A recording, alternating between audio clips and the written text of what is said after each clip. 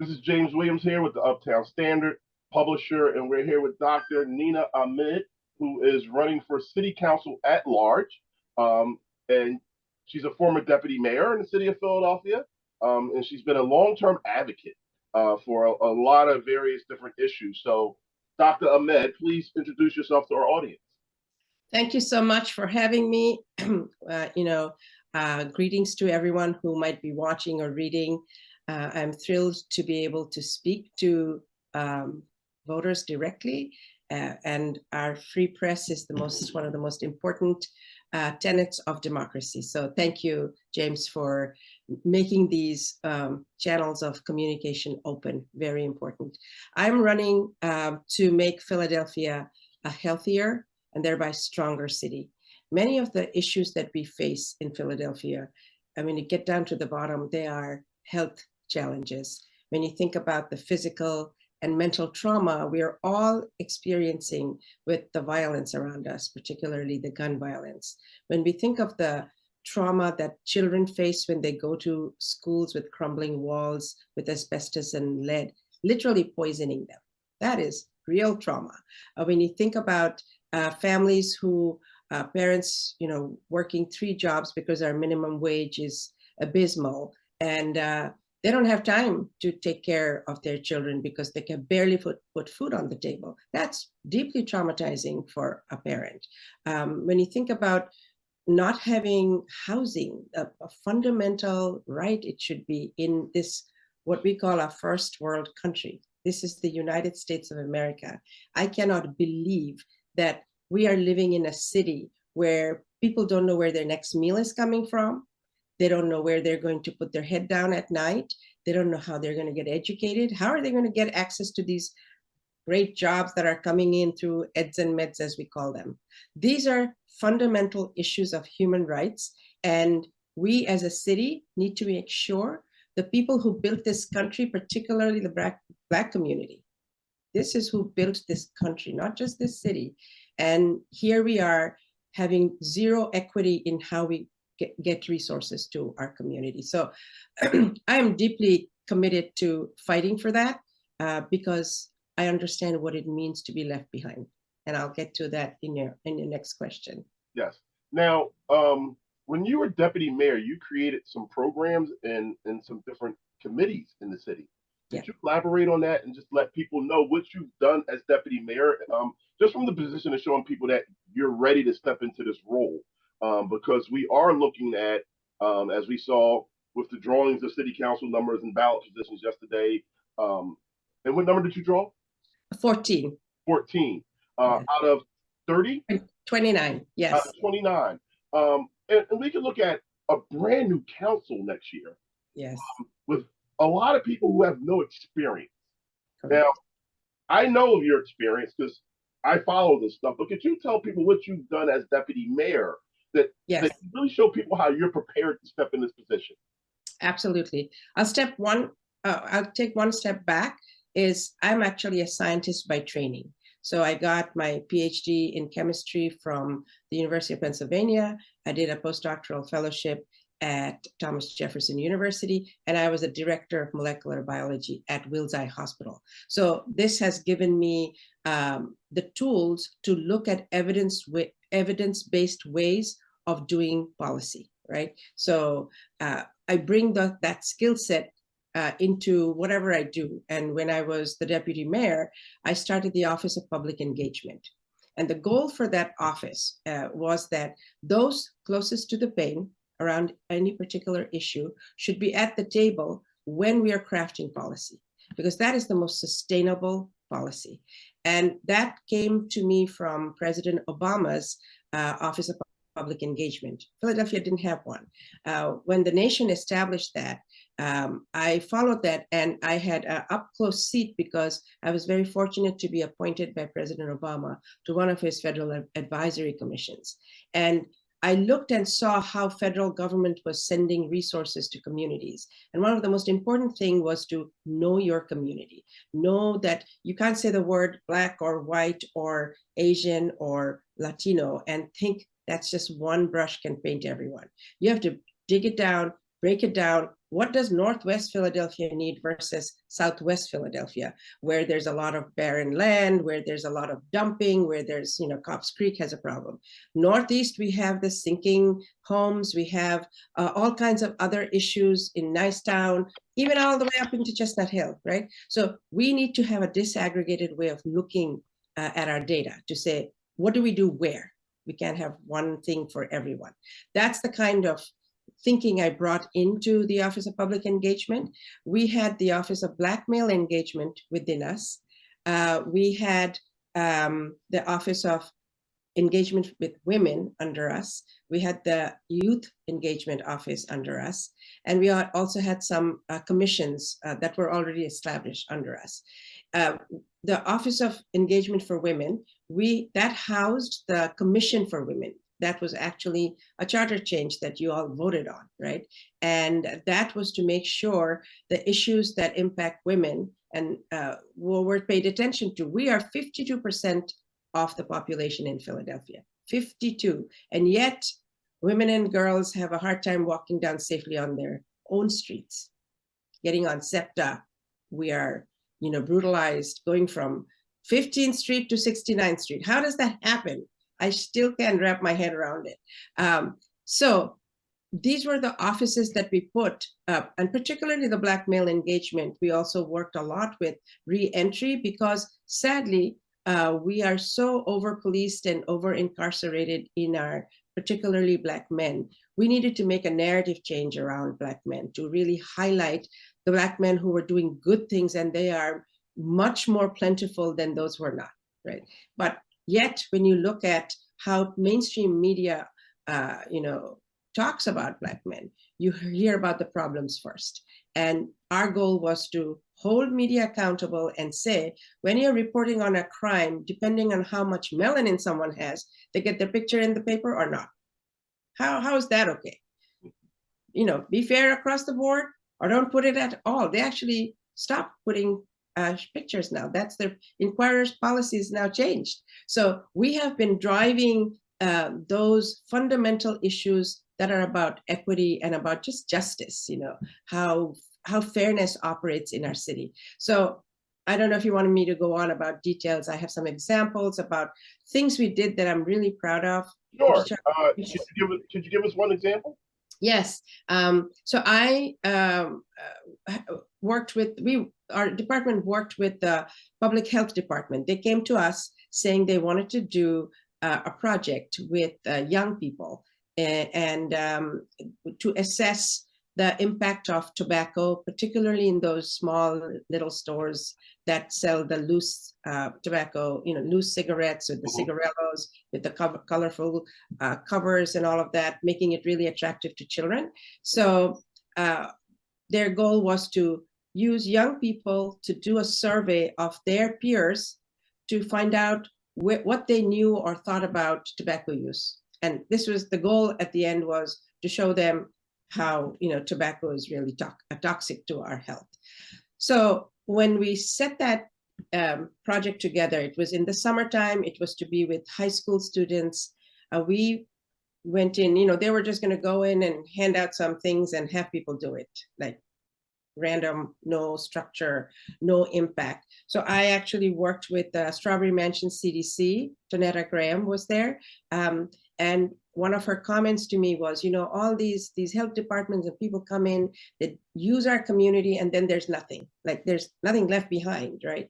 So I was determined that these children would be changed children after the end of that project. And how were we going to do that? To make sure they got some skill sets that they could use later on in life. So one of the criteria was, we don't want children who are very high performing. We didn't want children who were fully engaged. We wanted children who were just at that edge and needed a little nudge to bring them back on the side, right? To make sure their lives were, they led good lives and realized their potential. So I wanted to make sure they got a skill set of using an Excel spreadsheet, to make sure they knew how to look at data. What does data look like? How do you collect it? How to design a survey? how to ask the critical questions. And not only did we do that, we took them all the way. They did a presentation to the health commissioner in the mayor's reception room in City Hall. They had never been there. And then furthermore, they went and advocated this position to City Council for legislative purposes. So they actually wrote up a resolution for City Council. So all of this with children who were so bored when they started off that, if we didn't engage and stay with them and basically show them that you are of value, because what they found in their survey was very interesting. They found that their peers thought mentholated cigarettes were safer. Right? Mentholated cigarettes are not safer. They're just the same old tobacco. Having it mentholated allows it to cool your throat as you're smoking it, makes it easier to smoke, makes it easier to get you addicted, right? Wow. So they were flabbergasted when they themselves didn't know that, right? Mm-hmm. So these were the questions that then they made all the connections. My grandmother is suffering from emphysema, and they connected the dots, and they looked at their community and saw how easily they were being targeted with these ads, with these colorful papers. So they wrote that all up. They went out and spoke to their peers.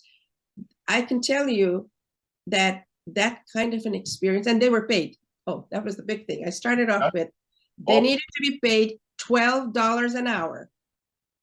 I said, if not that, we're not cooperating with doing this project. And we had someone who was a trusted teacher who was from the school system, who worked in one of the other institutions. We found him, and actually Tanetta Graham helped us find someone who was from the community, knew the children, so he was our conduit to reach them. I sat in on some of these sessions when they were doing all this work, and I saw how their own information was creating interest, that was sparking interest in them. This is what we need to do. This is what we need to do for our children, to show them love, to show them that we care about them and that their opinion matters. This is about having you at the table, making policy closest to the pain. If we're going to talk about gun violence in our city, if we don't have young people at the table helping us craft good, effective policy, it's not going to be sustainable. So I'm very proud of having done, it seems like a small thing, but I know we changed some people's lives. Hold on a second. Okay, sorry about that. Okay, so I guess my next question really revolves around, and I'm just checking good. We're really good on time. I wanted to make sure the time, because I know your time is valuable. My next question is really revolving around gun violence. Now, we know that the Brady Gun Controls Group did a report, showed that 6 gun shops in Philadelphia basically were, I guess, sold 11,000 guns used in crimes in Philadelphia since, I guess, 2014. And with your experience and everything that you've done, how do you think this can be approached? So one of our biggest issues that's a barrier to make our own laws here is the uniformity clause. Okay. So we can't do something in Philadelphia that is not being done across the state, right? So we do make exceptions to the uniformity clause. So we've done it in housing area, where homestead exemption, where we, say that we can bring down the property value by saying we take, give you $80,000 to reduce the value of your property, so you pay taxes on the reduced amount, right? That's an exception to the uniformity clause. There are ways for us, if we are truly committed, to see, because this has been brought in, we've tried to do this and we've been stopped by the courts. Okay. So that's an issue that we have to work with our legislation. Guess what? Now we have a Democratic House. Yes. So this is it. We have a Democratic governor. We have a Democratic House. Yes, we don't have the Senate, but I think with local legislators, we can actually work on better solutions. So that's one part, is the legal part. But the other part is we have law enforcement agencies that your tax dollars pay for. ATF, U.S. Department of Justice. We have U.S. attorney, we have this state attorney, we have district attorney, we have state police, we have local police. All of these agencies should be working on exactly what you just said. Mm-hmm. So because of law and legal issues, we're not even able to track things, right? So this is how we have to come up with solutions, and we have to have all of them work together. I don't care who gets along with whom and who doesn't want to give credit to whom. Get in that room. We're not children. We're not in high school. We're not middle schoolers. We have real lives at stake. Figure out what we can do with legal assistance to see what we can legally do to hold these straw purchasers accountable. And how do we track them? How do we keep, literally, how do we stop them from doing what they're doing? But the other piece, I think, is I've talked to young people, and one of their young people who are not shooting and not involved in the drug trade. These just regular people going from home to school or wherever they're going. They carry guns because they're afraid, because they're going to go into a community space of some sort, a party or something, and they want not to be the first one shot at. They said, I'm going to take care of myself and I'll shoot back at you. So if we have this going on, this is how unsafe our young people feel. We have to remedy that, right? And some of the remedies are long-term, some of them are short-term. The short-term is targeting who in our community are starting these issues for either drug trade or just because they have a beef and they don't know how to settle their issues. That is about knowing your community, know who the players are who are doing that. We had a focus deterrent program in Philadelphia in the before I think this current district attorney. Before that, we had a focus deterrence program that was targeting people who were actually making the trouble. And more importantly, they were redirecting them into having a job. Right? The problem with that program, even before it was scrapped, was we didn't have resources to make sure that job lasted beyond 6 months. So they were getting them jobs in some kind of a nonprofit area, and then nothing. This kind of short-sightedness has got us where we are. So we cannot have children working for 6 months somewhere and in work that doesn't excite them, the work that doesn't, it's just housing them, warehousing them. We cannot warehouse people. And so we have to match skill sets of those children who are targeted, who are the ones causing the trouble. These are smart people. I call street drug dealers street MBAs. They know their product, they know how to push it, they know who is stepping on their turf, they know all of those things. That's what a business does. How are we not putting these children, redirecting them and saying, okay, we'll give you some capital and legitimate business, let's do a legitimate business with you, right? I'm sorry, but that brings me to another question that I had for you. In Philadelphia, studies show that Pew poll did a study to show that 48% of our kids in our schools are chronically truant. Which we know that kids who are chronically truant are more likely to get involved in criminal activity. Yes. Do you think that we can solve this gun violence problem and this juvenile crime problem without tackling that problem? No, we can't. They're all interconnected. All of these issues that I mentioned when I started off, housing, jobs, health, just health, like, you got emphysema, you got breathing toxic air, your brain is impacted when you're under 2 and you ingest lead. Your brain is not developing the same way. So you're going to sit in a classroom and fidget and not be able to, when you're little, and then you get put into as your trouble, instead of understanding, taking your level of lead in your blood and removing it, because we can do that. You'll be made to be a troublemaker. You will be put into a special class or a special school, and you'll be tracked to prison. That's the prison pipeline that we create by putting them in toxic environments that shape them physically, and they're not able to participate in the way we want everybody else to. So that's one. Okay. 2 is, when we're talking about truancy, right? The same issues of who's watching them, who's making sure our children are taken care of and they go to school, they get a proper education. You put a child in a classroom overcrowded with the teacher with no resources who barely knows their classroom, you think that child who's already at a deficit going to pay attention?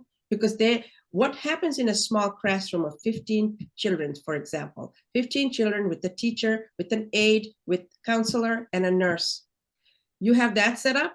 The teacher knows the child, knows child A has a great home, 2 parents, everything's good, they have money, they're good. Child B has a parent who's incarcerated, grandmother taking care of them, not a lot of resources, and is in a state of trauma. That child needs a completely different way of handling. Still getting education, but understanding you have to, calm them down from the fight or flight mode their brain is in.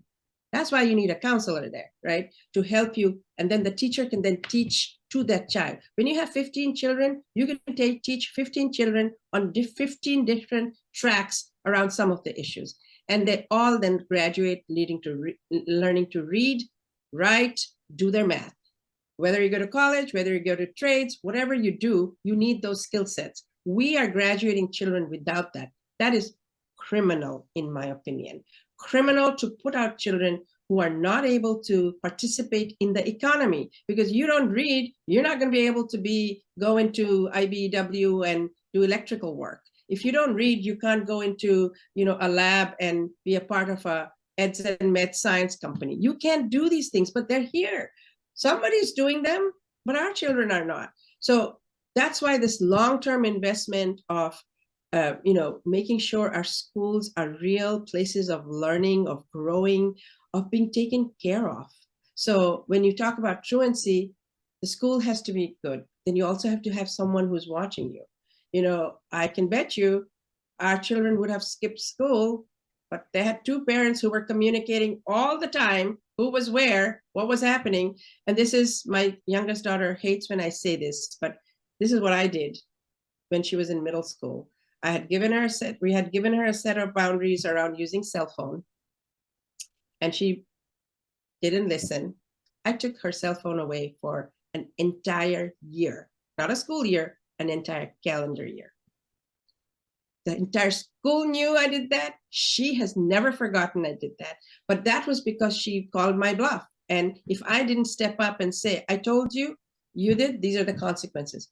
Boundaries and consequences are really important for all of us, particularly when you're growing up. And if you don't have systems in place to give you that, the way we are, we don't have sometimes families. We have to be that village. This is where good government comes in. This is where school districts come in. This is where we have to think about models like, the Girard College. Can we do that in certain areas where we know there's a high deficit? We have to look at community schools with real wraparound services. I have talked to people who participate in community schools, because you do an assessment before you set up the resources for a community school. And I was involved in that when I was in the administration. And when you do the survey of the community to know what you need, you put those in there, they thrive. People thrive, so we have to step in to get ourselves back to a level where government doesn't have to do so much. But right now, when we are the poorest city of the 10th largest cities, we have to have a real rescue plan, an emergency plan, not just to tamp down gun violence in the short term, but get to the root causes of what causes gun violence. Listen, guns are being pushed into our community.